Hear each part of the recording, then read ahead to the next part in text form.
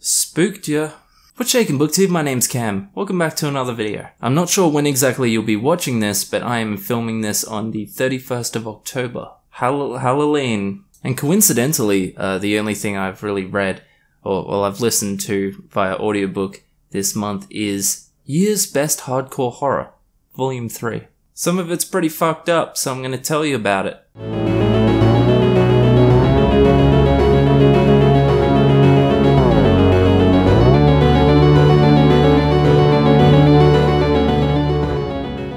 I've been doing all reading lately. I haven't picked up a book in quite a long time, since I think I did all that reading in August for my Veronica Roth interview, and I just haven't really felt like picking up a book since. But during October, I have been listening to an audiobook, Year's Best Hardcore Horror Volume 3, because usually there's some pretty good stuff in there. And horror short stories are one of my favorite things in the entire world. And I'm also trying to draw as much inspiration and motivation as I can to finish my psychological horror story that I'm currently trying to write. But anyway, there's a shit ton of stories in this anthology. I think there's like 20 something.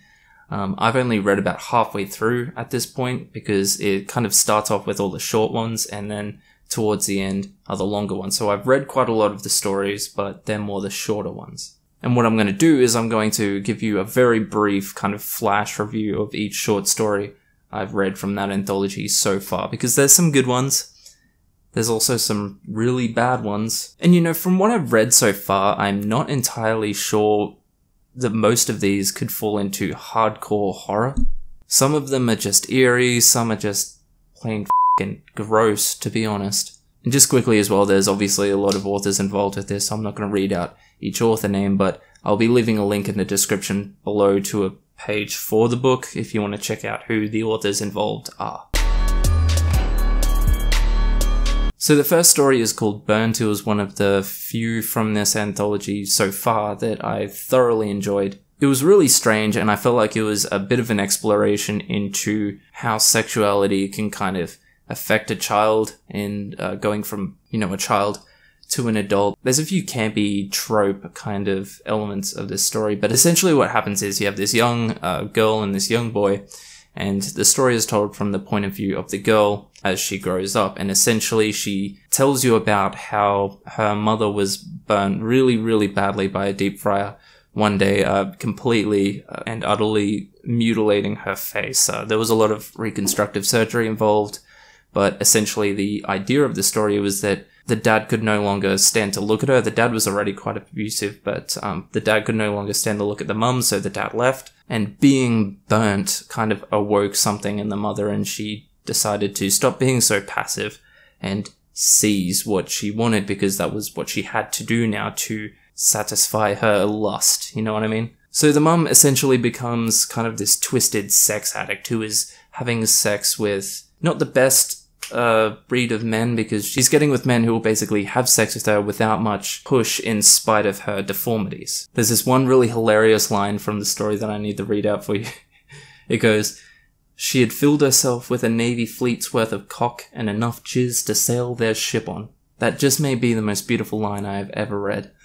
And anyway, this kind of flashback crescendos in the girl explaining that the mum used to go into the brother's room, and the brother was a 15-year-old boy and sexually molest the son, her own son. It was an incestuous rape. It's pretty disturbing. But anyway, it flashes forward again to the girl, and as a grown woman or a college student, I can't really remember, but anyway, she is a burns specialist, which I thought was it's a bit on the nose, but whatever. You can get away with things like that when it's a short story, I guess. And anyway, the girl seems quite normal. It becomes obvious that she has a lesbian crush on her roommate, this really beautiful young woman.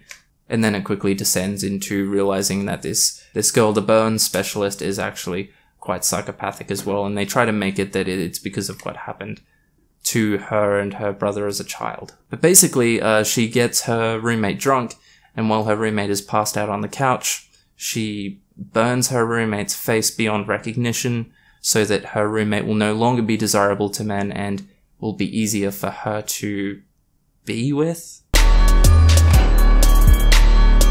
So that was Burnt. Then we had The Better Part of Drowning.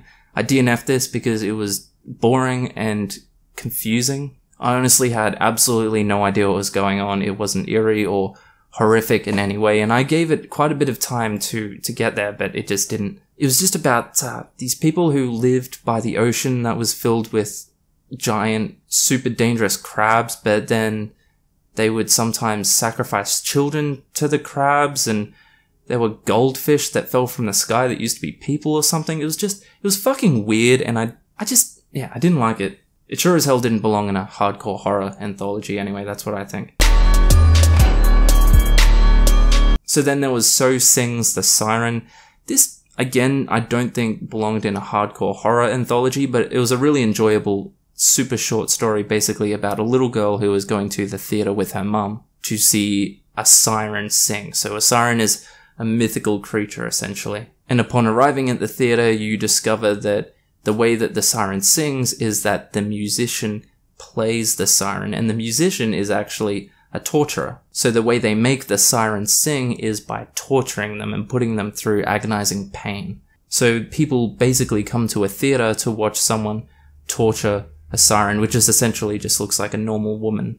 A very beautiful woman at that, but a woman. And the girl and her mother can't stand to watch it, but everyone is in love with the actual singing, so they have seats that face away from the stage. And it kind of touches on how there are a lot of people that prefer to watch the torture as well, and another thing is that the sirens give themselves willingly for the performance. I feel like there's some strong subliminal messaging there about willingly giving yourself to suffering for the enjoyment of others.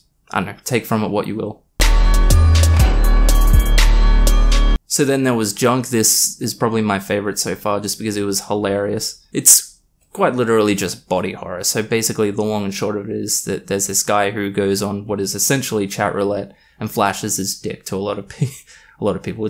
What do you think, as a guy who sends dick pics to random girls, like what is it that you are really expecting to happen? I don't know, the whole idea of doing that to me is just so weird. I don't even think I'm confident enough to send pictures of my dick to random people.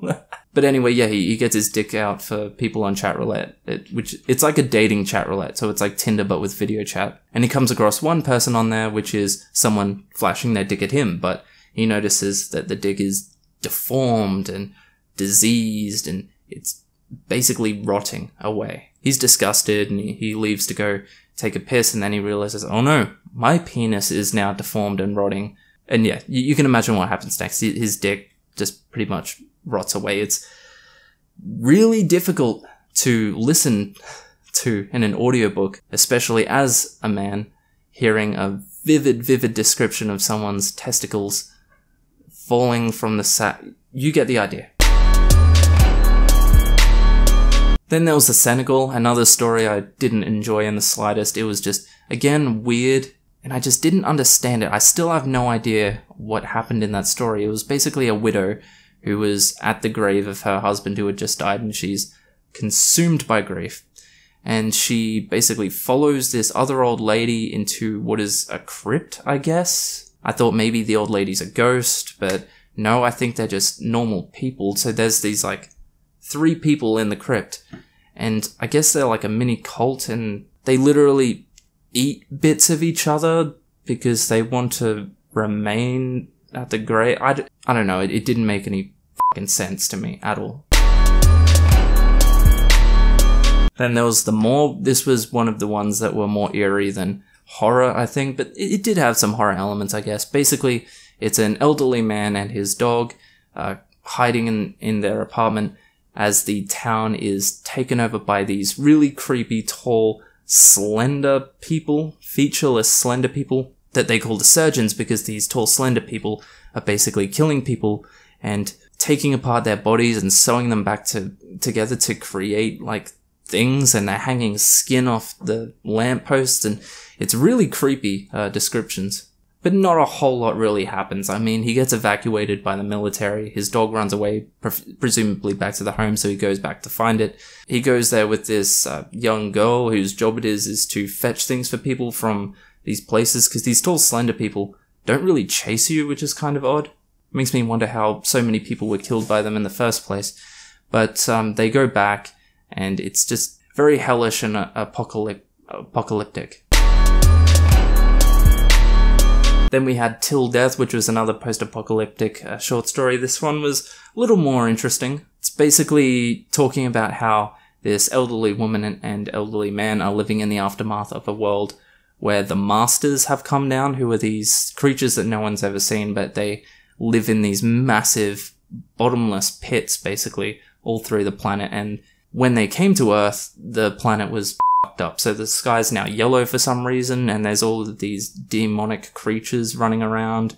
And basically everyone is either dead, or they are now what are called thralls, which are people that have to fetch things to feed the masters that live in these holes. And each master eats something different. So you obviously have the master that eats people, you have masters who eat stuff like just clothes, you have masters who eat metal, and this elderly woman has this elderly husband who had dementia, and she didn't want to leave him behind, and the masters can kind of, it's like magic, I guess, but the master deforms her husband into this weird crab-like human fucked up creature that can help her fetch metal for him to, well, for it to eat. It being the master. Despite all of the horrific elements I just described, it's more of a psychological story because it's about the elderly woman's conflict between her love for her husband, but also she tries to kill him so many times because he's just deformed mentally and physically beyond being her husband anymore, and she assumes he's in pain, and he's just...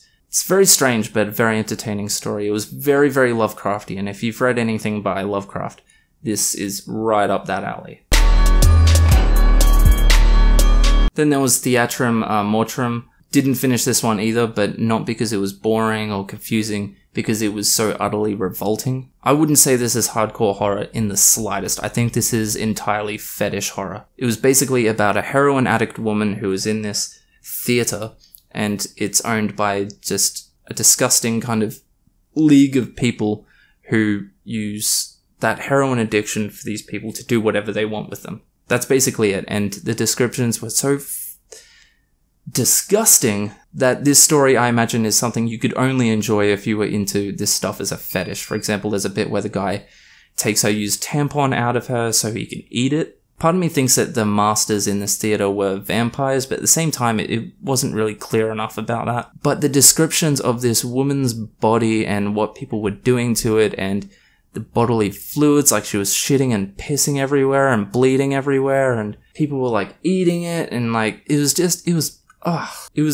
honestly disgusting. And I realize this is probably gold for some people, but it sure as hell isn't for me, and I don't think it belongs in a hardcore horror anthology. I think it belongs more appropriately in some kind of fetish anthology. Then there was Letter from Hell. I really enjoyed this one. It was a short and simple story about a woman whose daughter is missing, and she gets a letter from someone who seemingly wants to help. And she's reading through it, and it's from this elderly man telling his story and saying that hopefully his story will comfort her. And he's talking about how his childhood was so fucked up due to an abusive father and blah, blah, blah. And towards the end of the story, it's revealed through the letter that this letter is from the man who took her daughter. And the letter ends up describing the kidnapping, murder, and subsequent eating of her daughter. So it's super disturbing, but I really enjoyed that one. Then there was Bernadette. This one was strange, and it got better towards the end, but it wasn't entirely memorable. It was just about a priest, and basically his niece dies, so he tries to summon a genie, or a djinn, to bring the niece back, and obviously it has disastrous consequences involving a bit where one guy with a hook for a hand cuts his own head in half, and ultimately the niece comes back, but she comes back as something else, and you can imagine the rest.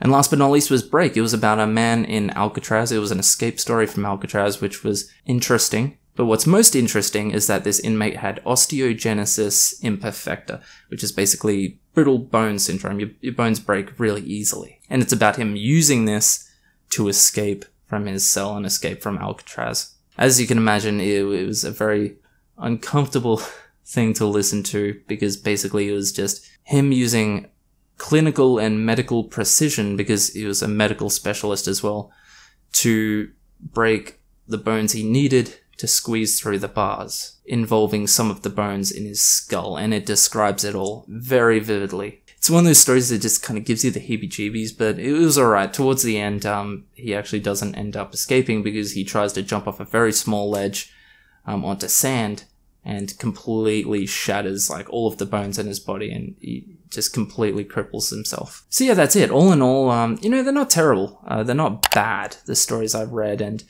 there's some definite good ones in there that I've described, but ultimately it's just, I don't know. I don't know if I would call any of these hardcore horror, you know? Maybe the one about the guy's dick falling off. But I enjoyed it. I'm gonna finish it. Whether I tell you about the other ones depends on how good they are, how interesting they are, how well received this video is. But let me know below what the most fucked up horror story is you've read. I'd be interested to know. As always, thanks for watching. I'll see you in the next video, guys. Catch ya.